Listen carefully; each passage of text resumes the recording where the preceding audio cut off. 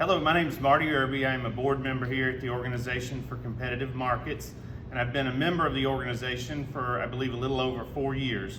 I just want to address something that we were confronted with last evening from the president of the National Cattlemen's Beef Association, a corrupt organization that has been robbing farmers for decades and using their own dollars to put them out of business and put the multinational corporations in charge of the agriculture industry.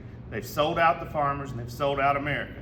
Their president, Marty Smith, sent a press release out that was published by Drovers and several other agriculture publications last night after he was invited to join us down here in Okeechobee, Florida for a meeting of our board, people from RCAF, people from the U.S. Cattlemen's Association and others, just to talk about the issues that were in front of us.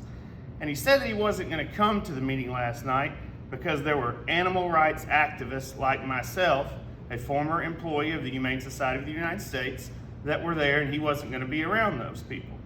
Well, what he failed to mention is that the NCBA is actually in a coalition themselves with the Humane Society of the United States, working to eliminate the wild horses on the range. They're working also with the ASPCA, and they have a plan. It's called the Path Forward that they've been working on together. Ethan Lane, another NCBA official, has written publicly about this. He's written opinion pieces acknowledging that they are in a coalition together, working together. They are also working together with the World Wildlife Fund. That's a huge, huge organization that's far larger than the Humane Society of the United States and has tremendous power and money. They're in bed with them and tied at the hip.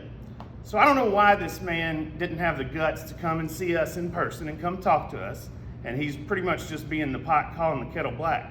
Now, if you want to talk about me and where I worked and where I'm from, I grew up on a horse and cattle farm in South Alabama, Mobile, Alabama. I lived there for the first 25 years of my life. I probably birthed at least 100 foals, Tennessee walking horses, and showed and competed for the first 30 years of my life. I showed and competed and utilized animals and won 8 world championships. I got into the animal protection space because I tried to stop a practice called soring, where they intentionally inflict pain to horses' front feet to create an artificial, exaggerated high step. While I was the president of the Tennessee Walking Horse Breeders and Exhibitors Association, that's the breed registry that was founded in 1935 and at the time was the 3rd largest breed registry in the United States of America for equines. I met the Humane Society, I met Wayne Pacelli, I met others there through that effort. And I later went to Capitol Hill and I worked for Congressman Ed Whitfield from Kentucky and handled his agriculture policy work. And I worked with the Humane Society, I worked with the Cattlemen, I worked with the Farm Bureau, and I worked with many of the groups that are in this room today. And I saw the plight of the American farmer, and I saw that the American farmer was the most inhumanely treated human in this country and had been abused and had been thrown away and sold out by the people who were using their own money to do it.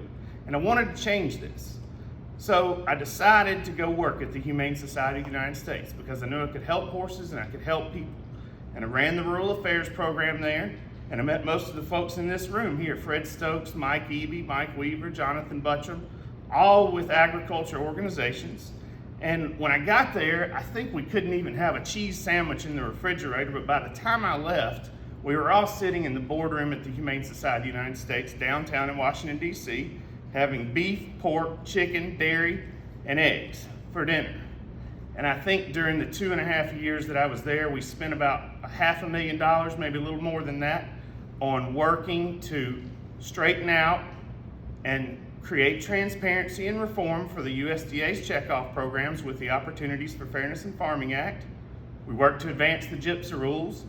We worked to advance organic regulations with the Organic Trade Association and Organic Valley. And we also worked to keep farmers back on the land. We want to see more farmers back on the land. Now, I don't work there anymore. And I don't really have a relationship with the Humane Society right now. I do run another animal protection organization, and I consider myself quite a moderate person. And I think what we have to do is to work together to solve these problems for the American farmer, the American people, and for the animals, all of us. We're all in this together. And if NCBA wants to be a coward and they don't want to come talk with us, so be it. But we're coming after you, and we're not stopping until the farmer wins. How's that?